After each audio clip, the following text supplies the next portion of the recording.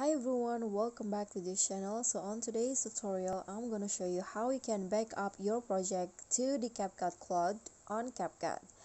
So if you guys don't want your project to accidentally delete it, you can just back up your project to the CapCut Cloud, and here's how to do it. So just pick a project or a video that you want to back up. For example, I want to back up this one. Click on the three dots icon beside the project and you'll find this backup option. So just click on that, then click on upload. Okay, so now it's processing. So if you want to know or to find the backup of your project, just click on this button and you'll be directed to the cloud. So the project has been backed up. Click on get it, and here you'll find your backup project in here. Okay, so that's all from me.